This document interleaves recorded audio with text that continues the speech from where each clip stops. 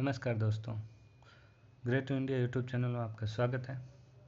तो आज का अपना टॉपिक है introduction to dot net language. तो इसके मोस्ट इम्पोर्टेंट हम 14 क्वेश्चन करेंगे। तो समय ना खराब करते हुए वीडियो को स्टार्ट करते हैं। सबसे पहला क्वेश्चन, निम्नलिखित में से विजुअल स्टूडियो डॉट नेट कौन सी सुविधा प्रदान करता है? तो यहाँ पे जो सुविधा प्रदान करता है वो डिबगिंग और सिंटैक्स चेकिंग। तो यहाँ पे सही आंसर होगा इसका सी। निम्नलिखित में से टिक किस का इवेंट है? तो ये टिक जो है ये इवेंट किसका है? ये है टाइमर का। नेक्स्ट, निम्नलिखित में से सॉल्यूशन एक्सप्लोर का क्या प्रदर्शित करता है? तो सॉल्यूशन एक्सप्लोर जो है ये प्रदर्शित करता है फॉरम और रेफरेंस फोल्डर। तो इसका सही आंसर होगा डी। निम्नलिखित में से कौन सा आईडीई का हिस्सा है? तो यहाँ पे आईडीई का जो हिस्सा है वो है यहाँ पे उपरोक्त सभी: form layout window, code editor window, properties window. Next, visual basic में हम ऑब्जेक्ट के साथ काम करते हैं। तो विजुअल बेसिक ऑब्जेक्ट के साथ काम करता है प्रॉपर्टीज में, मेथड और इवेंट। सही आंसर होगा सी। 6 नंबर, निम्नलिखित में से कौन सा VB.NET में बेसिक डेटा प्रकार है? तो यहाँ बेसिक डेटा प्रकार है वो है स्ट्रिंग, बूलियन, कैरेक्टर। तो इसका सही आंसर होगा डी। VB.NET में डिम क्या है? तो ये जो डिम जो होता है VB.NET में ये होता है एक कीवर्ड। VB.NET में निम्नलिखित में से कौन सा स्ट्रिंग डेटा टाइप का परिवर्तित रूप है? तो यहाँ परिवर्तित जो रूप है वो है CSTR एक्सपेंशन। तो इसका सही आंसर होगा ए। VB.NET में वेरिएबल नेम में कैरेक्टर की साइज कितनी होती है? VB.NET में वेरिएबल की जो साइज होती है वो होती है 255। 10 नंबर, .NET में डेटा टाइप में डेट या टाइम को स्टोर करने के लिए किस कैरेक्टर का यूज किया जाता है?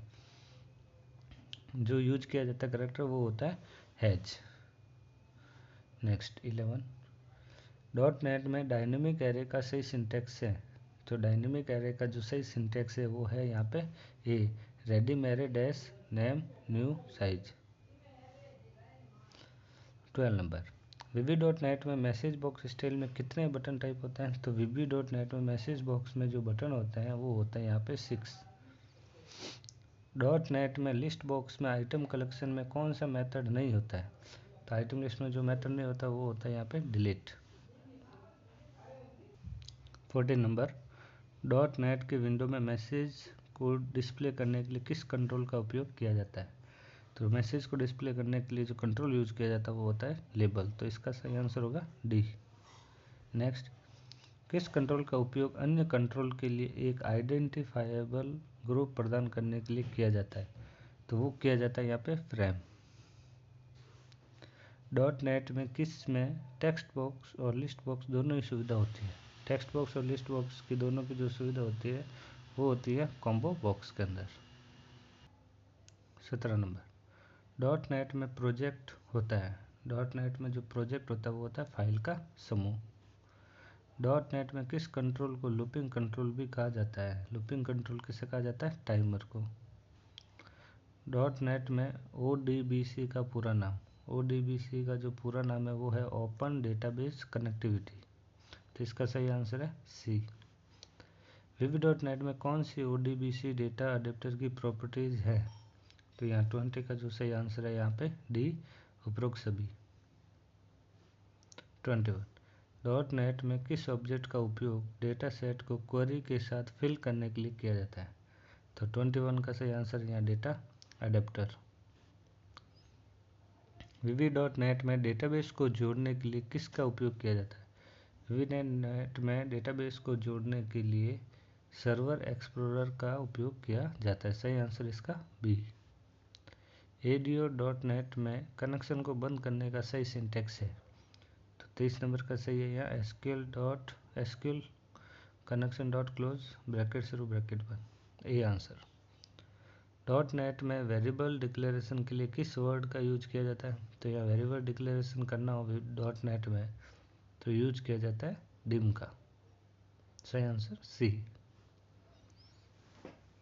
25 ASP.NET वेब फॉर्म क्लास में बाय डिफ़ॉल्ट कौन सी क्लास इनहेरिट होती है? तो यहाँ 25 का जो सही आंसर है यहाँ पे ए होगा। AD.NET में क्वेरी रिजल्ट के साथ डेटा सेट और डेटा टेबल भरने के लिए किस ऑब्जेक्ट का उपयोग किया जाता है? तो ऑब्जेक्ट यूज किया जाता है डेटा अडेप्टर। निम्नलिखित में से किस मेथड को कस्टम कंट्रोल में ओवर रिडन किया जाना चाहिए? तो यहाँ 28 का सही आंसर है यहाँ पे the render method, D answer right. ASP.NET फाइलों के लिए प्रयुक्त फाइल एक्सटेंशन क्या है? ASP का जो एक्सटेंशन जो होता है वो होता है .ASPX। निम्नलिखित में से कौन सा ASP.NET ऑब्जेक्ट क्लाइंट के स्टेट को इनकैप्सुलेट करता है? तो यहाँ 29 का सही आंसर है यहाँ पे सीजन ऑब्जेक्ट। ASP.NET एप्लीकेशन में स्टेट का मैसेज किसके द्वारा कर सकते हैं? तो यहाँ 30 का सही आंसर है उपरोक्त सभी। ASPX पेज में फर्स्ट इवेंट ट्रिगर होता है। फर्स्ट इवेंट ट्रिगर जो होता है वो होता है page -INIT, B answer. ASP.NET का सपोर्ट केसिंग टाइप है।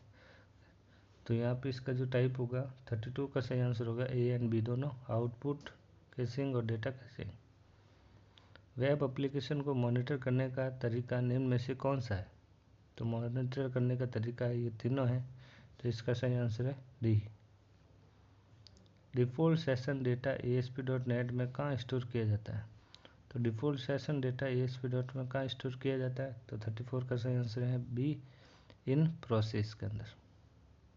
35 फाइल सिस्टम ऑब्जेक्ट को कैसे क्रिएट किया जाता है?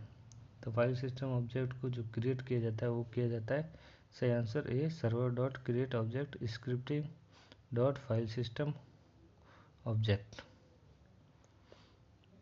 ASP.NET में डिफ़ॉल्ट स्क्रिप्टिंग लैंग्वेज कौन सी होती है? तो 36 का सही आंसर है यहाँ VB स्क्रिप्ट, डी। एक वेरिएबल जिसे एक मेथड के अंदर डिक्लेयर किया जाता है उस वेरिएबल कहलाता है वो। तो 37 का सही आंसर है यहाँ पे लोकल वेरिएबल। .NET फ्रेमवर्क -- नामक रन टाइम इन्वायरमेंट प्रदान करता है। 38 का सही आंसर है यहाँ पे CLR, A answer. General definition में OOP की कौन सी विशेषता नहीं है? तो यहाँ 39 का सही आंसर है यहाँ पे सी, डुप्लीकेट या रिडंडेंट डेटा। AJAX का एडवांटेज है? तो 40 का सही आंसर है यहाँ पे डी, ये तीनों जो होता है एडवांटेज है। तो आज के वीडियो में इतना ही, धन्यवाद।